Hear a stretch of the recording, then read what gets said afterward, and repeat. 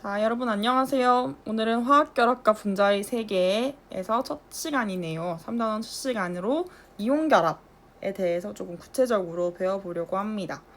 그래서 먼저 이런 결합이라고 하는 걸 알기 위해서는 이런 결합이 왜 생기는지를 먼저 알아야 해요. 그래서 그 원리에는 여러분들이 좋아하는 바로 그 18쪽이 이유가 되는데요.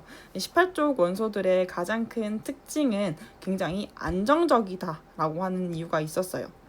그래서 보시면은 헬륨을 제외하고 지금 네온과 아르곤을 보셨을 때 가장 바깥에 있는 전자수가 몇 개가 되지요? 8개임을 알 수가 있습니다. 그래서 지금 이 8개에 대한 그 규칙이 바로 잘 알고 있는 옥텟 규칙이죠. 옥텟 규칙, 8전자 규칙이라고도 얘기를 하면서 이 규칙 때문에 가장 안정한 화학결합을 이루어낼 수 있습니다. 그래서 이런 비활성 기체의 전자 배치를 보면은 가장 바깥쪽 전자 껍질에 전자가 모두 채워져 있어서 가장 안정한 배치를 이룬다 이야기를 해요. 그래서 모든 원소들의 좀 워너비 형태라고 이야기를 했었죠. 그래서 모든 아이들은 이렇게 비활성 기체처럼 안정해지기 위해서 8전자 규칙을 많이 형성하려고 합니다. 그래서 이것들은 이제 기체의 반응성과도 크게 연관이 되는데요. 이런 안정한 전자 배치는 매우 작은 반응성을 가지게 해줍니다. 그래서 상온이든 아니면 열이든 다양한 외부 조건에서 뭔가 문제가 생겼을 때도 자기 혼자 이렇게 누구랑 결합하거나 있지 않고 안정한 형태로 존재할 수 있게 하는 이유가 되지요. 그래서 다른 원소와 이제 화학 결합을 형성하지 않고 원자 상태로 존재를 합니다. 즉 다른 원자와 반응하여 전자를 얻거나 잃으려고 하지 않기 때문에 이런 한 개의 원자, 1원자 분자로 존재를 합니다. 그래서 이런 화학결합이 형성되는 까닭은 18쪽에 속하지 않은 원소들이 다 이런 비활성 기체와 같은 전자 배치를 하여서 안정해지려고 하는 경향이 있습니다. 그래서 이런 화학결합을 통해서 안정한 전자 배치를 이루기 위해서 이런 결합이라는 게 형성되는 것이죠.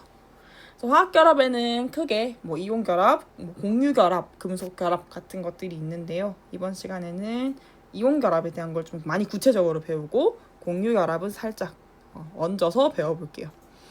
그래서 이런 이온결합이라고 할 때 이 이온을 먼저 알아야 하는데 이온은 여러분들이 잘 알다시피 양이온과 음이온 이렇게 두 가지로 크게 분류가 돼요.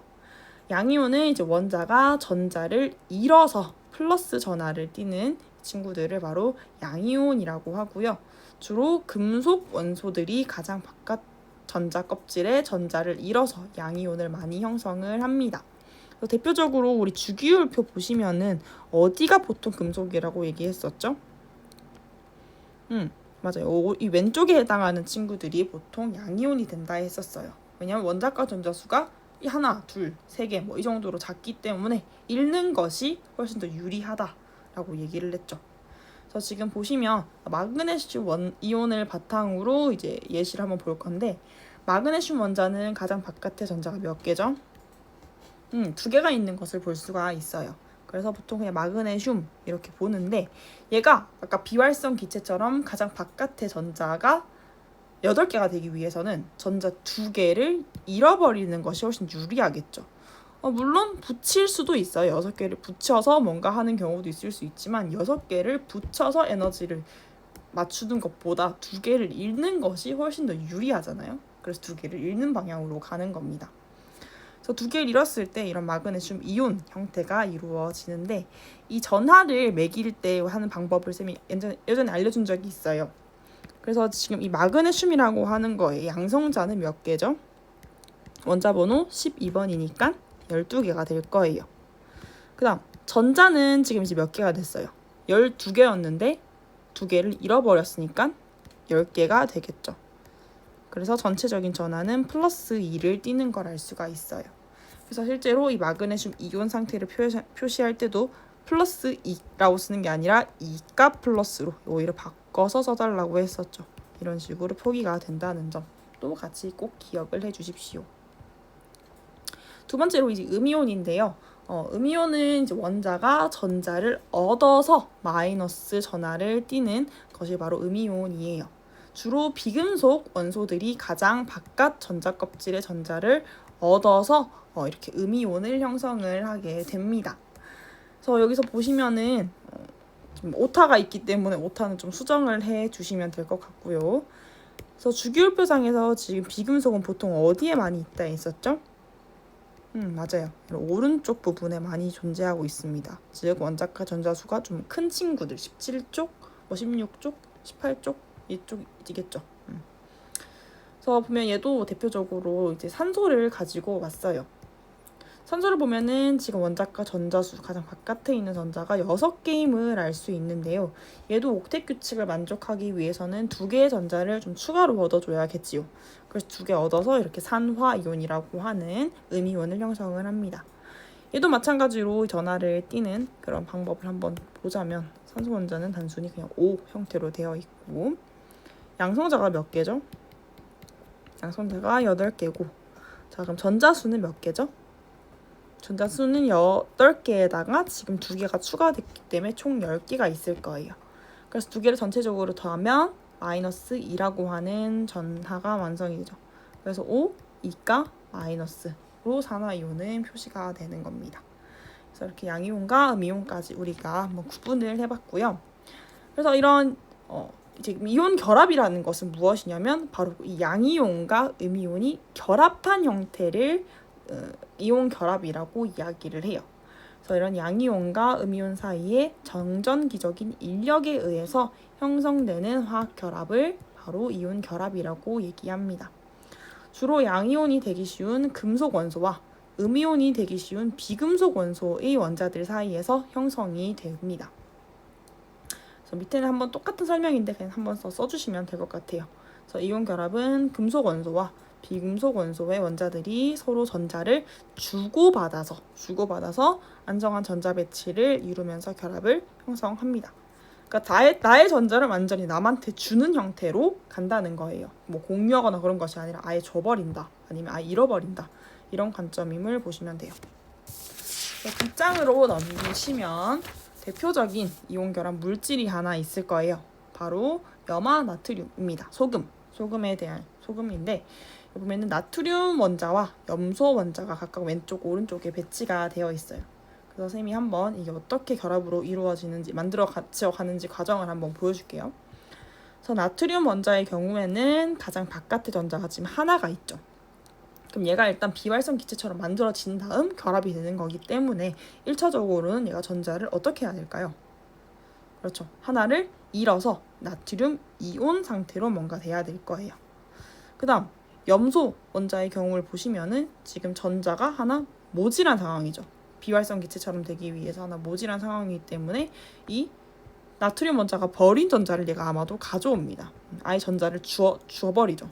그래서 얘가 전자를 얻어서 이렇게 염화 이온으로 만들어지게 돼요. 그래서 얘는 전자를 하나 얻어서 안정해진 형태가 됐기 때문에 이제 음이온 상태가 되는 거죠.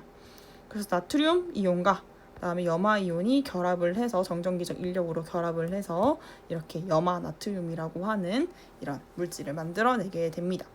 얘들을 보면 어떤 부분도 공유하고 있거나 전자를 그런 형태는 전혀 없죠. 전자를 아예 남한테 줘버리거나 받아버린 형태로 결합이 형성되는 것이 가장 큰 특징입니다. 그래서 원리는 다음과 같고요. 이제 이온 결합 물질을 좀 표현하는 방식에 대해서도 알아야 해요. 그래서 일반적으로는 이렇게 식으로 표현을 하거든요. 금속 원소 일반적으로 양이온이겠죠. 양이온. 그다음 비금속 원소 일반적으로 이제 음이온일 텐데요. 양이온과 음이온이 이제 결합돼서 이온 결합 물질을 만들 때는 먼저 금속 원소가 먼저 앞에 와야 돼요. 그 다음 비금속 원소는 뒤에 배치가 되거든요. 그 다음 각각 가지고 있었던 전하가 있었죠. 그래서 금속 원소는 지금 A+가 돼 있고 금속 원소는 B-가 돼 있는데 이게 각각 크로스돼서 아래의 개수를 나타낸 첨자로 오게 됩니다. 그래서 B가 여기로 오게 될 것이고요. X에는 A가 배치가 돼요. 그래서 이렇게 보면 좀 이해가 안 될 거예요. 왜 이렇게 되는 건가 싶은데 한번 예시로 일단 연습을 같이 해볼게요. 일단 방금 봤던 NaCl부터 한번 볼까요? 자, NaCl을 보시면은 Na+랑 Cl-가 있는 걸 알 수가 있어요. 얘들이 그럼 결합을 이룬다 했을 때 양이온이 먼저 와야 되기 때문에 Na가 먼저 오고 Cl이 오게 되는데요. 이 친구들의 전하는 둘 다 일가이기 때문에 각각 왔을 때도 개수로 표현되면 일가 이렇게 오게 돼요. 이때 전하를 가지고 오진 않아요. 이 밑에 의미하는 것은 개수를 의미하는 거기 때문에 이 전하까지 가지고 오진 않습니다. 그런데 이런 일가는 1은 생략하는 경향이 있기 때문에 이건 굳이 쓰지 않는 것을 볼 수가 있어요. 그 다음 이제 뭐 MgCl 같은 걸 또 볼게요. 얘는 Mg는 이가 플러스의 이온이 되고요. Cl은 마이너스 이온이거든요. 이 물질들도 각각 결합을 한다고 했을 때 MgCl 양이온 먼저 음이온 이렇게 오게 될 건데 얘들도 크로스가 돼야 되겠죠. 그래서 이제 음이온에 있는 것이 개수가 Mg가 1로 오게 될 거고, 그다음에 양이온에 있는 2가 Cl에 2로 오게 될 거예요. 그래서 MgCl2라고 하는 이온 결합 물질을 만들게 됩니다. 이렇게 따라오셨으면 굉장히 잘한 거예요. 그래서 이온 결합 물질을 만들어 봐라 하면 이렇게 꼭 첨자를 헷갈리지 않고 쓸 수 있도록 해주셔야 해요. 이렇게 하는데 크로스가 되는 이유는 전체적으로 이제 분자 상태가 화합물 상태가 되었을 때, 분자 아니에요? 화합물 상태가 되었을 때 정기적인 중성을 이루기 위함임을 알 수가 있습니다. 그래서 보면은 이 MgCl2로 예시를 한번 볼게요. 자, 아까 Mg라고 하는 친구는 전하가 뭐였죠? 플러스 2를 띄고 있는데 이 친구가 지금 하나 있는 상황이잖아요. 그렇죠? 그럼 Cl 같은 경우에는 전하가 마이너스 1인데 얘가 몇 개 있어요? 2개 있어요. 그래서 2개를 지금 각각 전체적인 전하를 더해주게 되면은 0이라고 하는 걸 알 수 있죠. 그러니까 결국 모든 원자들의 이온 합을 더했을 때 0이 만들어져야 전기적 중성이 이루어지고 안정한 형태가 되는 것을 알 수 있어요. 그래서 저렇게 크로스한 형태가 좀 성립이 되는 이유가 다음과 같다는 것도 같이 잘 기억을 해주십시오. 그래서 이런 이온 결합 물질은 생긴 형태도 한번 볼 건데요. 생긴 형태가 양이온과 음이온이 규칙적으로 좀 배열되어 있는 3차원 구조입니다. 그래서 실제로 분자가 아니다 이렇게 쓰여져 있는데 보면은 이게 바로 이온 결합 물질이 실제 생긴 형태예요. 그래서 우리가 방금 봤던 것처럼 NA랑 Cl 하나씩만 딱 붙어 있는 게 아니라 이 NaCl이 계속 뭔가 연속적으로 이루어져 있는 걸 볼 수가 있죠. 이것도 굉장히 간략화돼서 표현된 그림의 형태인데요. 실제로는 더 쭉쭉쭉쭉쭉쭉쭉 뭔가 더 이어져 있는 형태일 거예요. 그렇다는 것은 이 덩어리 하나를 보면서 계속 연속적으로 이어진 이 물질 자체를 우리가 독립적인 하나의 물질로 볼 수가 있을까요? 볼 수 없겠죠. 당연히 볼 수 없을 거예요. 그래서 우리 분자라고 하는 말은 여러분들이 잘 알다시피 뭐 딱 독립적으로 이루어져 있는 물 같은 거 있죠. 산소 하나, 그 다음에 수소 2개 이렇게 규정이 명확하게 되는 것들은 분자라고 이야기를 하지만 이온은 보고 나트륨 몇 개, Cl 몇 개라고 얘기를 못하고 무한대라고 보통 이야기를 해요. 그냥 N개 이런 식으로 얘기를 하기 때문에 얘는 독립적이지 않아서 분자라는 말을 쓸 수가 없습니다. 그래서 이온 결합 물질은 분자가 아니라는 점도 꼭 기억을 해주세요. 자, 그리고 이제 이온 결합 물질에 대한 에너지 변화도 한번 같이 볼 건데요. 양이온과 음이온에 대한 그 에너지 거리에 따른 에너지 변화예요. 그래서 이온 간 거리랑 에너지가 지금 도표에 나타나져 있는데 이온 간 거리가 이제 0으로 수렴하게 되면 가깝다 라는 얘기가 되고요. 이온 간 거리가 이렇게 다음과 같이 좀 가까워진 형태가 되는 거고요. 이온 간 거리가 좀 멀어진다 라고 하는 것은 A가 같은 상태로 조금 멀어져 있는 이런 형태라고 이해를 하시면 될 것 같아요. 그래서 보면은 그 인력에 대한 에너지의 변화와 반발력에 의한 에너지 변화를 구분해서 지금 나타내고 있어요.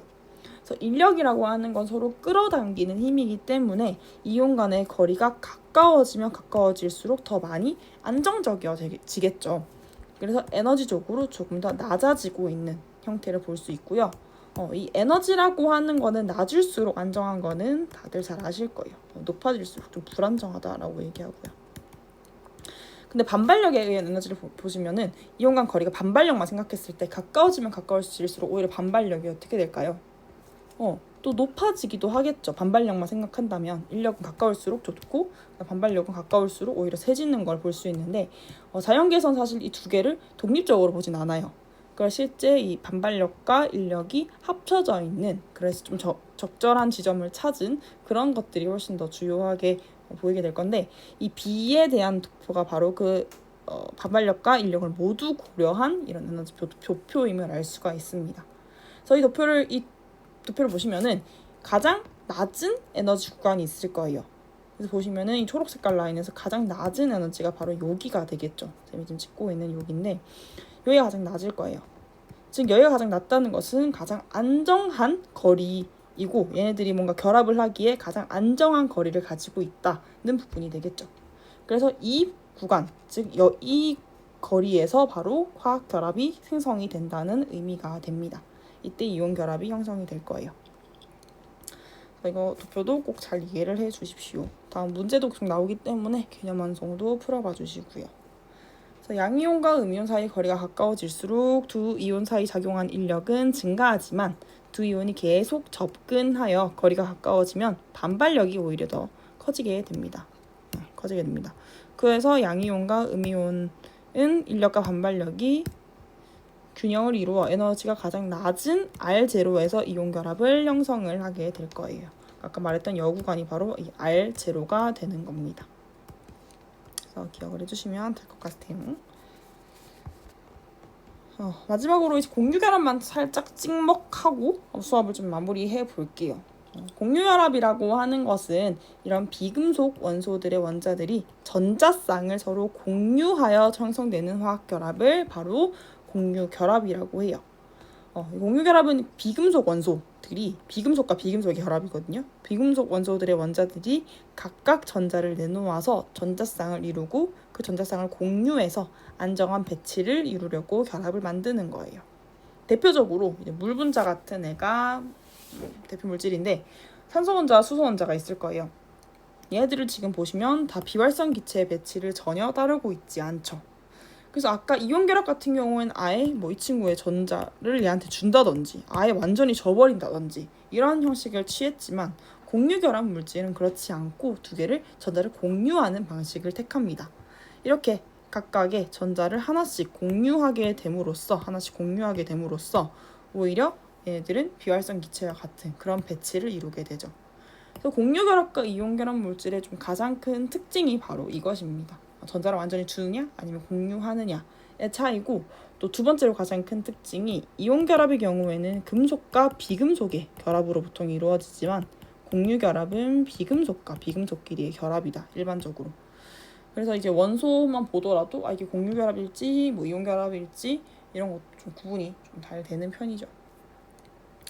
그래서 이렇게 전자쌍, 공유 전자쌍이라고 해서 이제 두 개가 전자를 공유하고 있는 두 개의 전자가 이루어져 있는 쌍을 전자쌍이라고 하고요. 공유가 되어 있으면 공유 전자쌍이라고 얘기를 하는데, 이렇게 가장 중심에 보시면 바깥쪽 전자 껍질에 존재하면서 아무것도 안 하고 있는 전자쌍들도 있어요.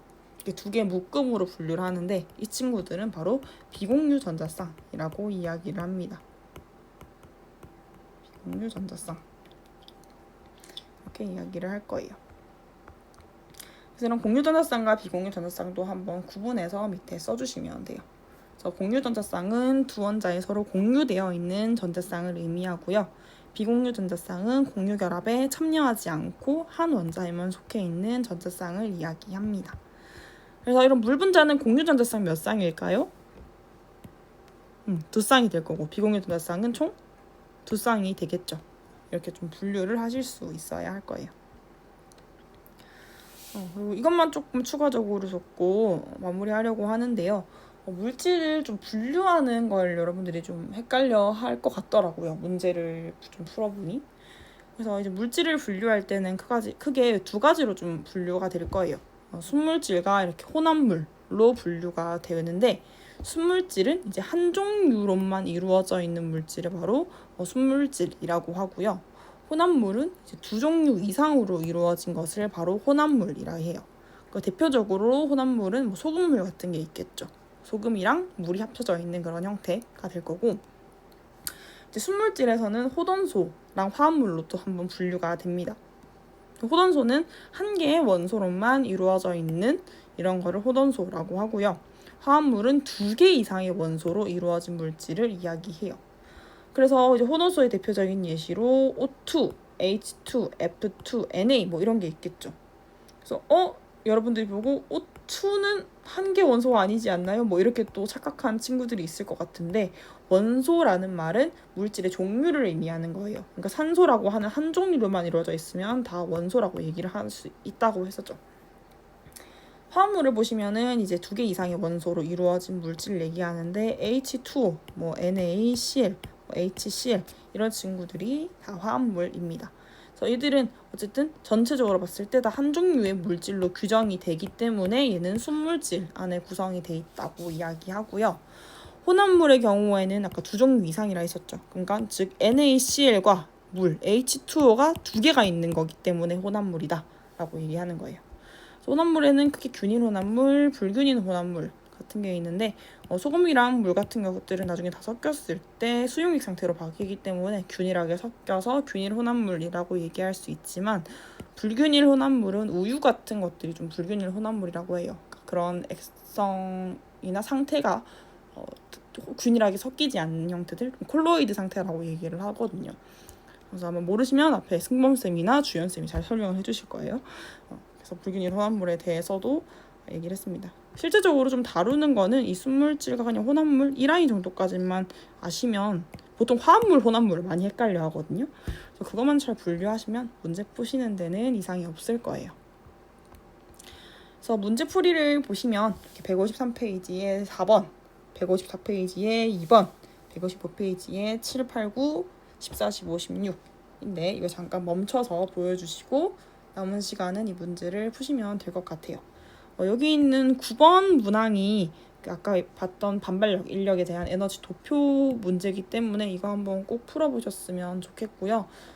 해당 영상은 쌤이 링크를 구글 클래스룸에도 올려놓을 테니 혹시 듣지 못했을 경우 아니면 강의에서도 놓친 부분이 있는 경우 구글 클래스룸에서 다시 한번 복습하시면 될 것 같습니다. 고생하셨습니다.